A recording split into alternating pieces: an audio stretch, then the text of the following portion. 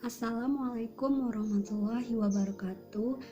Nama saya Rizky Utami dari kelas manajemen 4 pagi G, program studi manajemen Fakultas Ekonomi Universitas Pekalongan.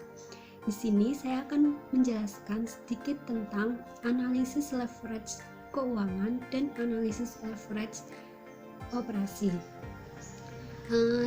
Dari leverage sendiri merupakan penggunaan aset dan sumber dana oleh perusahaan yang memiliki biaya tetap atau beban tetap dengan maksud agar meningkatkan potensial pemegang saham. Dalam financial leverage ini kita akan membahas tentang analisis break-even point atau BEP, degree operational leverage atau DOL, degree financial leverage atau DFL, dan degree combined leverage atau DCL. Kemudian dalam konsep leverage terdapat dua, yaitu yang pertama leverage operasi dan yang kedua leverage keuangan. Untuk yang pertama yaitu leverage operasi. Leverage operasi merupakan seberapa besar beban biaya atau fixed cost yang digunakan untuk menghasilkan operasi perusahaan. Dan di sini ada dua konsep dalam leverage operasi, yaitu menggunakan biaya tetap dan biaya variabel. Jadi untuk analisis leverage operasi ini menggunakan teknik analisis BEP atau break even point.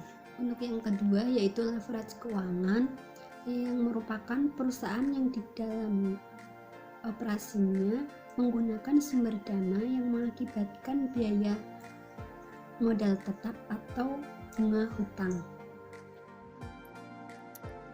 Analisis titik impas break even point atau BEP. Konsep analisis BEP.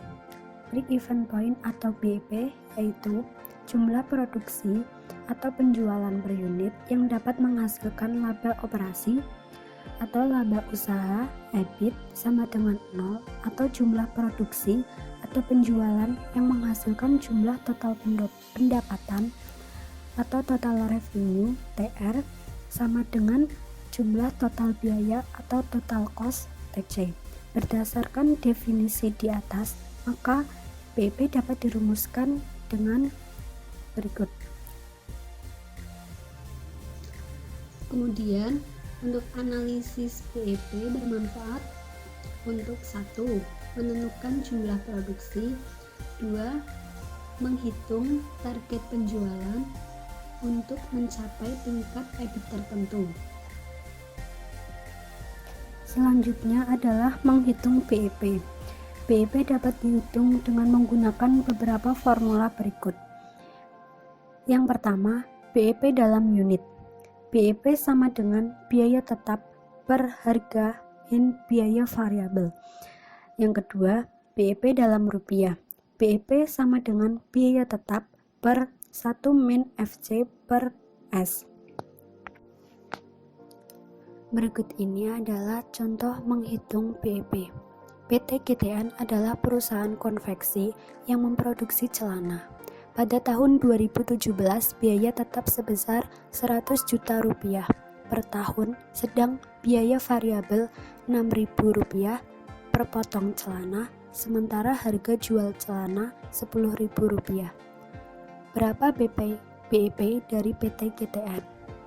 Diketahui biaya tetap 100 juta rupiah, biaya variabel Rp6.000, harga jual Rp10.000. Cara menghitung BEP dalam unit sama dengan 100 juta dibagi 10.000 dikurangi 6.000 sama dengan 25.000 potong per tahun. BEP dalam rupiah sama dengan 100 juta dibagi 1 dikurangi 6.000 per 10.000 sama dengan 250 juta rupiah. Untuk yang selanjutnya kita akan membahas tentang degree operational leverage atau yang biasa disebut dengan DOL. DOL yaitu rasio yang dapat mengukur tingkat kepekaan perubahan penjualan terhadap perubahan EBIT. Berikut ini adalah rumus DOL atau Degree Operating Leverage. DOL sama dengan persentase perubahan EBIT per persentase perubahan penjualan. Rumus untuk mencari DOL dapat dikembangkan sebagai berikut. DOL sama dengan Q kali P min V per Q kali P min V min F, di mana Q adalah volume penjualan, P adalah harga per unit, V adalah variable cost per unit, dan F adalah fixed cost per unit.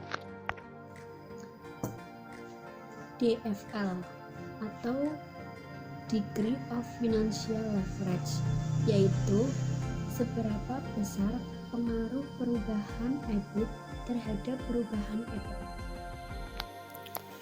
Dan ini merupakan rumus dari DFL atau Degree Financial Leverage. DFL sama dengan persentase perubahan EPS dibagi persentase perubahan EBIT, atau DFL sama dengan EBIT per EBIT min interest. Selanjutnya adalah hubungan analisis BP dengan analisis leverage keuangan. Leverage operasi memberi gambaran tentang pengaruh persentage atau persentase perubahan penjualan terhadap persentase perubahan EBIT. Yang kedua, leverage keuangan memberi gambaran tentang pengaruh persentase perubahan EBIT terhadap persentase perubahan laba per lembar saham atau EPS. Bila hubungan dan pengaruh tersebut digabungkan akan menjadi pengaruh persentase perubahan penjualan terhadap persentase perubahan laba per lembar saham atau EPS. Tingkat pengaruh gabungan antara leverage operasi dan leverage keuangan diukur dengan Degree Combined Leverage atau yang biasa disebut dengan DCL. Berikut adalah rumus dari DCL. DCL sama dengan DOL kali DFL, atau DCL sama dengan Q kali P min V per Q kali P min V min F min I. Di sini dapat disimpulkan bahwa bila bunga naik, maka DFL akan naik, yang berarti kenaikan EBIT akan mengakibatkan kenaikan EPS dengan persentase yang lebih tinggi.